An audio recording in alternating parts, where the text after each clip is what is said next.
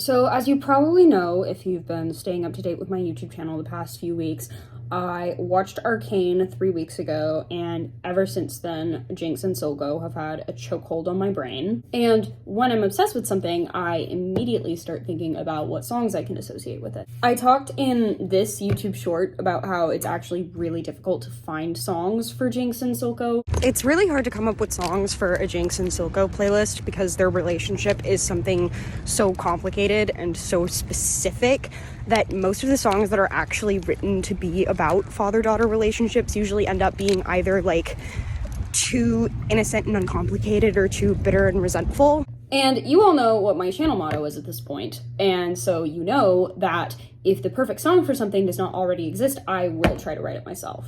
And thus begins my quest to write the perfect pseudo-musical theater duet for our favorite crime dad, arsonist daughter duo. And because I am currently a bit starved for long-form content that I actually have the bandwidth to make, I thought it would be really fun to sort of document my songwriting process in the form of a vlog video diary kind of thing. I've never really done anything like this before. This will be a really fun experiment of me sort of doing something in real time over the course of however long it takes to write this. I have no idea how long the songwriting process is actually going to take for this song. For Curly's Lament, I wrote the lyrics over about a week and then I arranged it over the course of several months, off and on. I don't expect this song to be as huge of an undertaking as Curly's Lament is scope-wise. I don't think it's going to be as long. I don't think the arrangement's going to be as huge. But there are lots of little complicated writing hurdles in terms of approaching these two characters and their relationship that we're gonna get into a bit that might make this song really tricky. At this point, I've spent about a week just brainstorming ideas for this song and sort of figuring out what I want it to be, and now I'm in the space where I can start actually trying to come up with lyrics.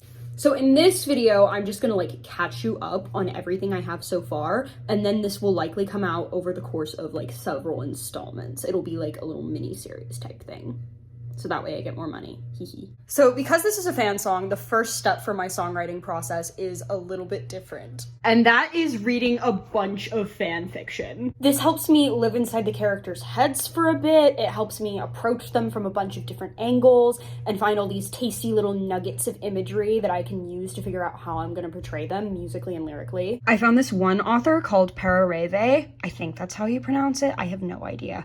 But her Jinx and Silco fics are so good. They're everything I've ever needed. She finds such rich and evocative ways to describe the characters and how they feel and how they look and move and see each other. That's just, it can be so helpful. This description is just a little perfect example. Silco's voice was a satin-cloaked knife. Doesn't that just melt in your mouth? So good. Imagery is something I really, really want to focus on with this song. I feel like I got to a really good place with that with Curly's Lament, and I want to dive into it even more here. These are two characters who have such distinct designs and physicalities and voices and issues that I really, really want to use the words and music to be able to evoke. I want to focus on strong sensory responses. And also because this song is going to be one where the music is going to have to do a lot of the heavy lifting. Because there is so much that is not being said. There's so much that the characters are subconsciously intending and feeling that they're not really aware of, that you can't just come out and say with words. So this can't just be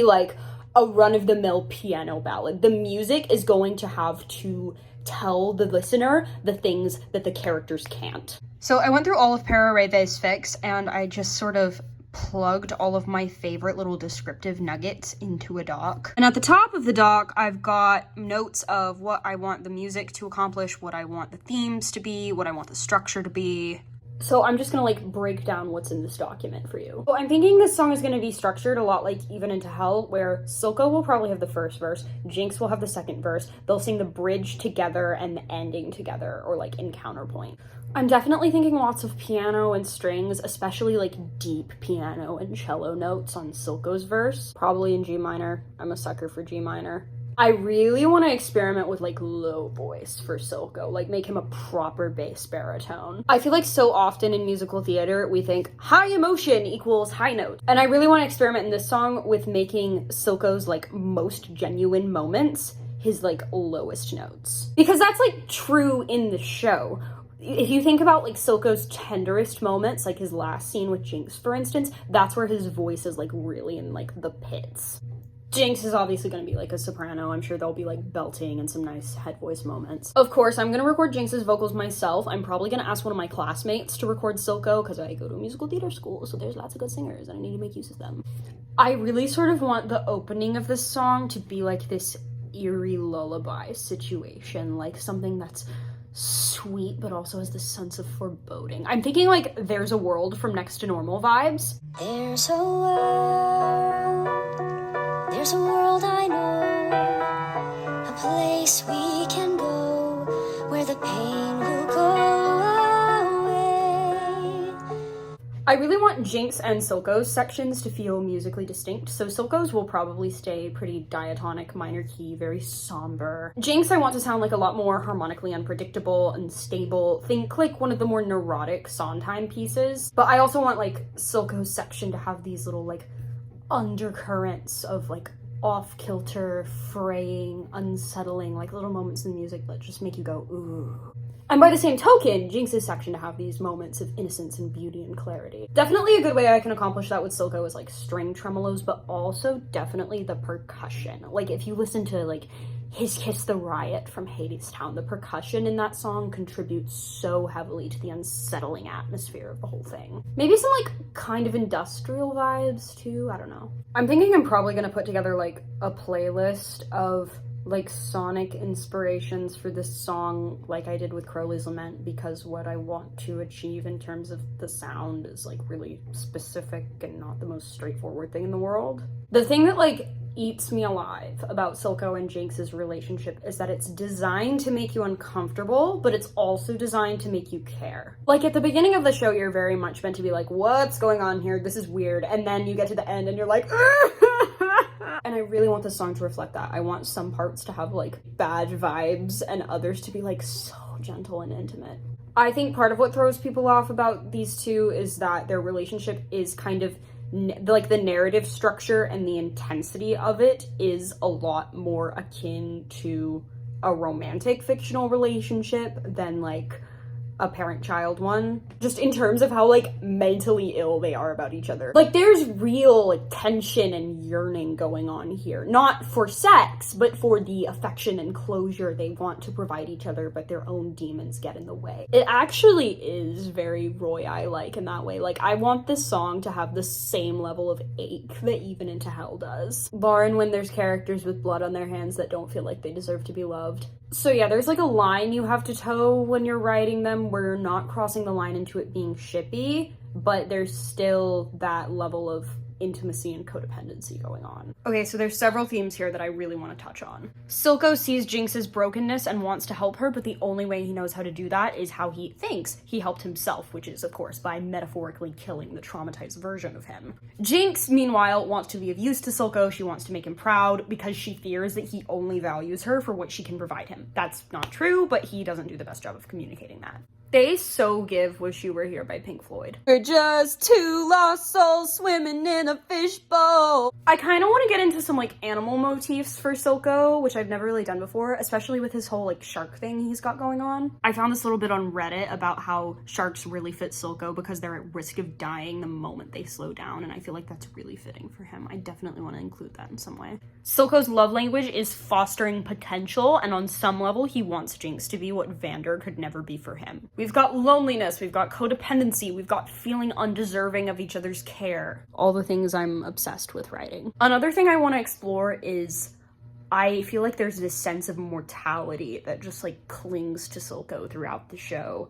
Like he really feels like someone at the end of their rope to me. Like, face it, he's probably got like lung cancer or something. And because he and Jinx are so dependent on each other, I feel like there's this probably like this anxiety about like what's going to happen to Jinx when he's gone. You know that feeling you get when like you see your parents' gray hairs and you realize they're not going to be around forever. The show like doesn't really go into that, but I kind of wanna. And finally, I just wrote down a bunch of images, symbols, verbs, just things that could help me to capture these two characters musically and lyrically. Some of these are words that might actually end up being used. Some of them are just like feelings that could possibly like seep into the music somehow.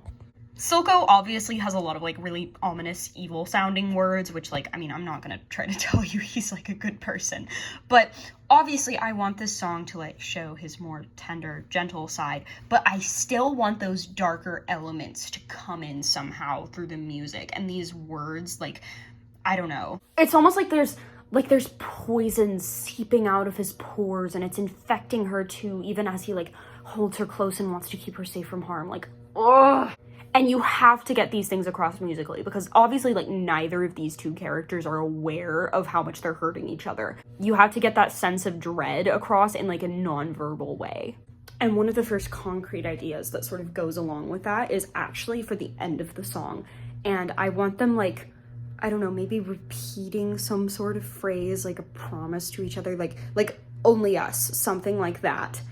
And it sounds like really sweet and gentle at first, but there's these like undercurrents of dread coming in through the music. Like think the ending of Our Love Is God from Heathers, but like a bit less bombastic. That's the vibe I'm thinking of, where you just like know this isn't going to end well. It's giving Doomed by the Narrative. Mina and I were talking about the bridge of Achilles Come Down and like the contrasting points of view that are like clashing off of each other, and how it would be really cool if in this song you've got Jinx and Silco singing in counterpoint on the bridge, and you've got maybe like Silco singing about how perfect Jinx is, how strong she is, what a marvel, and Jinx just sings about how she's broken and screws up everything.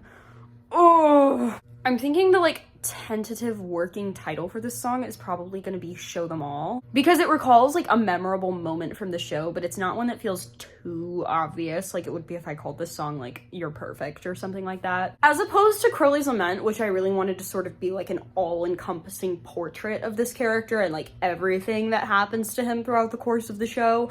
This song I really prefer to be rooted in a specific place in their story, so I'm probably using the baptism scene as like a vantage point, since that's one of their most defining like central moments. Like I don't want it to be like at the end of their relationship or the beginning, because I wanted to pick one that could be like as definitive as possible, if that makes sense.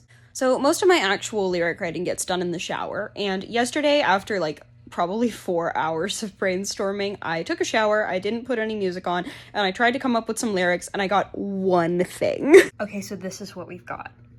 I really like it. I came up with this because I was looking through my lists of words, and I noticed the words shattering and quivering in Jinx's section, and then I realized, you know, shivering and quivering basically mean the same thing, and I was like, hey, those words sound nice together. What's the working title of the song? Show Them All. My shattering, shivering girl will show them all.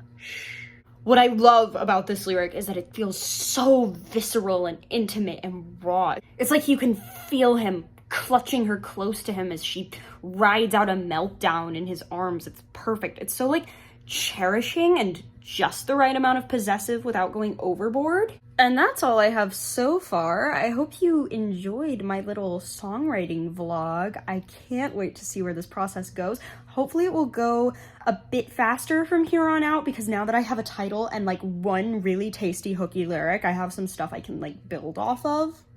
Also, I forgot to mention, like, this is gonna be crazy challenging because I literally have not written any new lyrics in a year. Like, the last song I wrote was last January. I'm really excited to be working on something new, especially something new in the musical theater character-driven department. Bye, guys!